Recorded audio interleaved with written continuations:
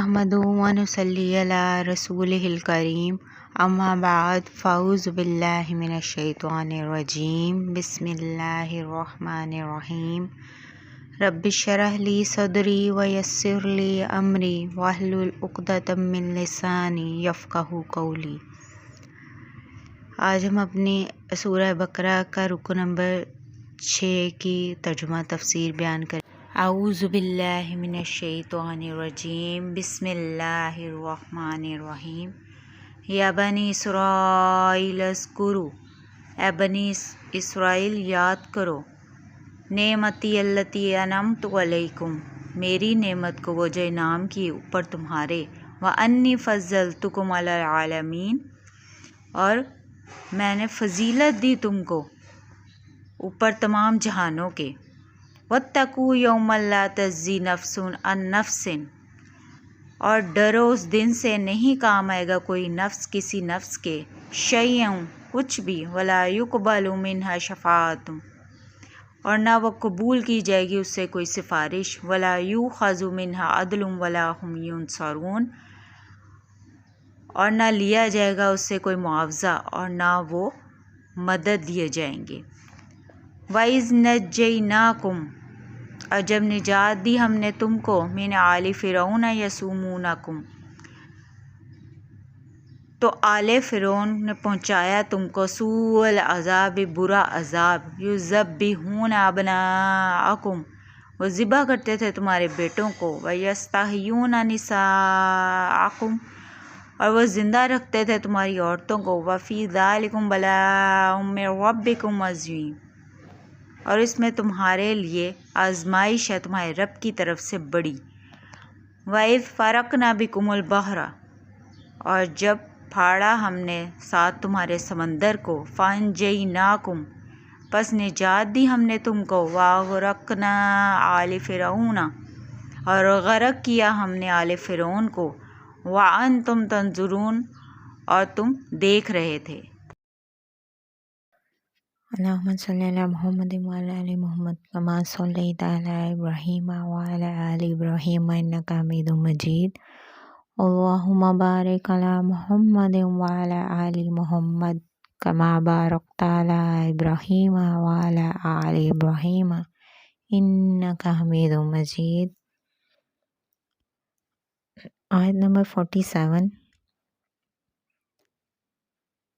यहाँ से दोबारा बनी इसराइल को वो इनामात याद करवाए जा रहे हैं जो उन पर किए गए थे, और उनको क़यामत के दिन से डराया जा रहा है, जिस दिन ना कोई किसी के काम आएगा, ना सिफारिश कबूल होगी, और ना कोई मुआवजा देकर छुटकारा हो सकेगा, ना कोई मददगार आएगा मदद के लिए। एक इनाम ये भी बयान फरमाया है कि उनको तमाम जहानों पर फजीलत दी गई थी। ये फजीलत किनको थी?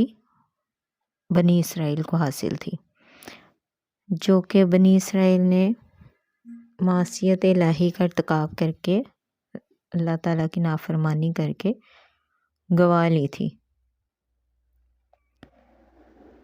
इनामात इलाही किसी ख़ास नस्ल के साथ वाबस्ता नहीं है, बल्कि ये ईमान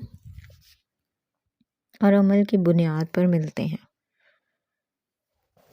जिस तरह उम्मत मुहम्मदिया की अक्सरियत भी इस वक्त अपनी बदअमलियों और शिर्क और बिदात के इर्तिकाब की वजह से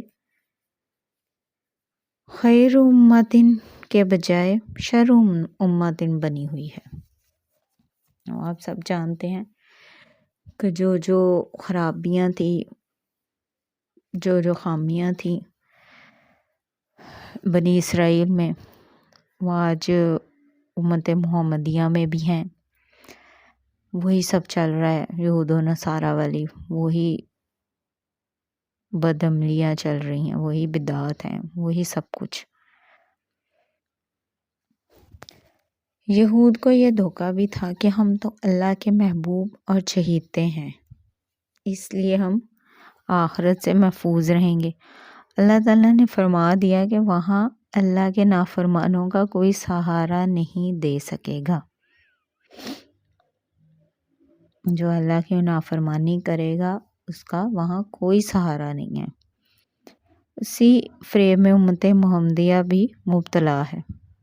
ایسا ہی ہے ہم جو امت محمدیہ ہیں، ہم بھی اسی فریب اور دھوکے کا شکار ہیں کہ ہم بھی آخرت سے ہمارا کوئی حساب کتاب نہیں لیا جائے گا، ہم جنت میں ہی جائیں گے، کیونکہ یہ لاڈلی قوم ہے۔ لاڈلی قوم تو بنی اسرائیل بھی تھی۔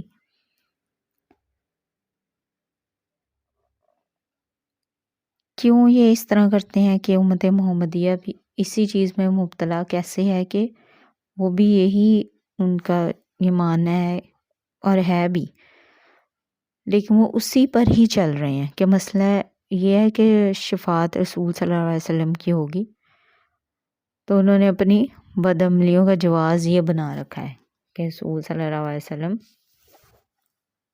اپنی امت کی شفاعت کریں گے، سفارش کریں گے، اور وہ واقعی کریں گے، لیکن اس کا مطلب یہ نہیں ہے کہ آپ شرک، بدعت، غلط کام، غلط اعمال کی طرف چل پڑیں۔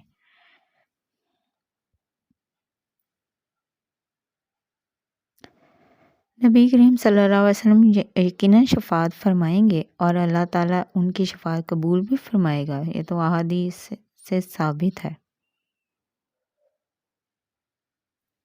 لیکن یہ بھی احادیث میں آتا ہے کہ بدعات کے جو مرتکب ہیں لوگ وہ اس سے محروم رہیں گے۔ نیز بہت سے اور جو گنہگاروں کو جو جہنم میں سزا دینے کے بعد آپ صلی اللہ علیہ وسلم کی شفاعت پر جہنم سے نکالا جائے گا۔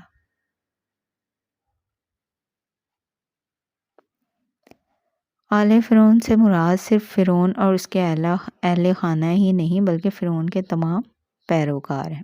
فرعون کے جتنی بھی قوم تھی وہ اسی میں شامل ہے۔ جیسا کہ ہم نے آگے یہ پڑھا ہے، اغرقنا آل فرعون، ہم نے آل فرعون کو غرق کر دیا۔ یہ غرق ہونے والے فرعون کے گھر والے ہی نہیں تھے، اس کے جو دیگر اور دوسرے پیروکار تھے وہ بھی شامل تھے۔ انشاءاللہ اس کی مزید تفصیل سورہ احزاب میں بھی آئے گی، تب ہم تفصیل سے پڑھیں گے اس کو۔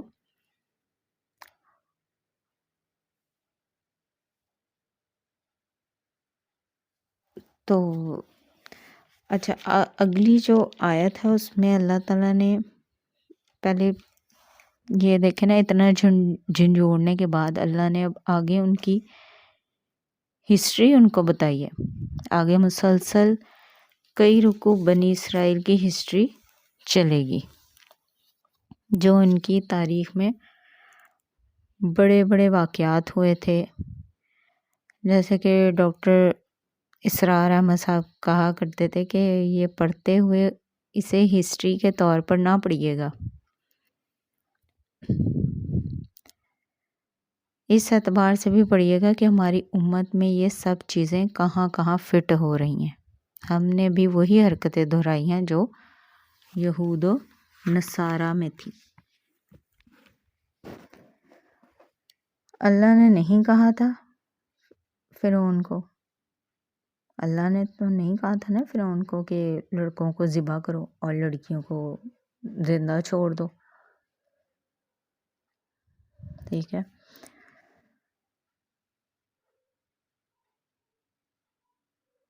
اس لیے کیوں نہیں؟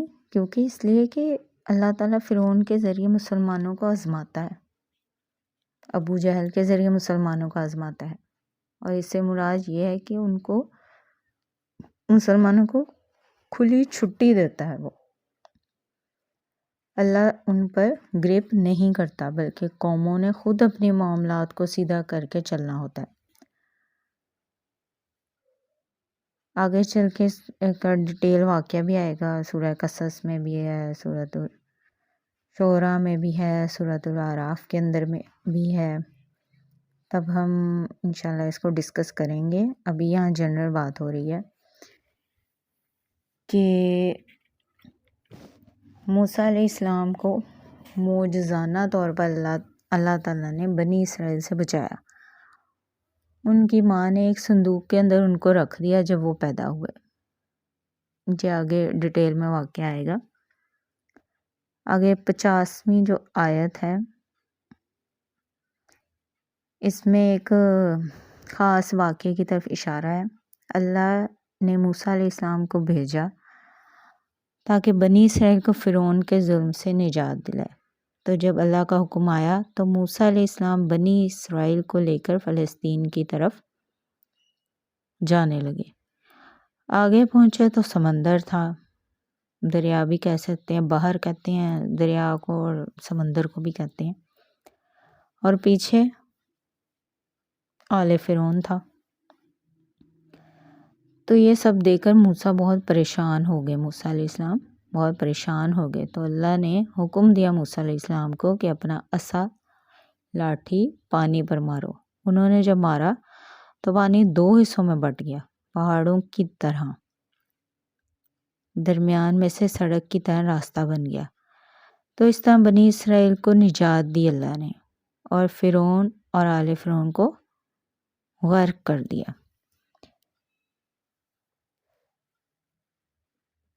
اس سے ہمیں کیا پتہ چلتا ہے کہ اللہ جب انسان کو کسی مصیبت سے نکالنا چاہتا ہے تو ایسے ایسے اسباب پیدا کر دیتا ہے جہاں انسانی عقل میں بھی نہیں آتی۔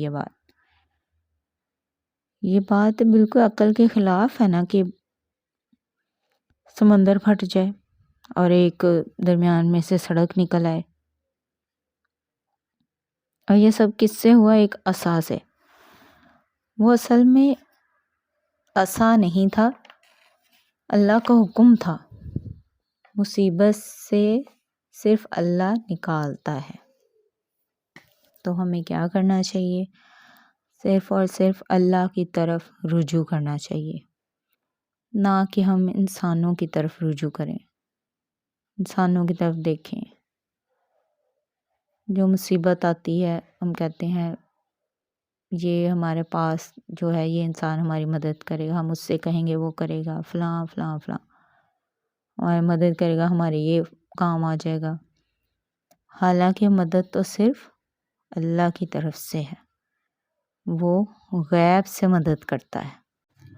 وَإِذْ وَعَدْنَا مُوسَىٰ 40 لَيْلَةً، اور جب وعدہ کیا ہم نے موسیٰ سے 40 راتوں کا، ثُمَّ اتَّخَذْتُمُ الْعِجْلَ، پھر بنا لیا تم نے بچڑا، مِن بَعْدِهِ، اس کے بعد، وَأَنْتُمْ ظَالِمُونَ، اور تم ظلم کر رہے تھے۔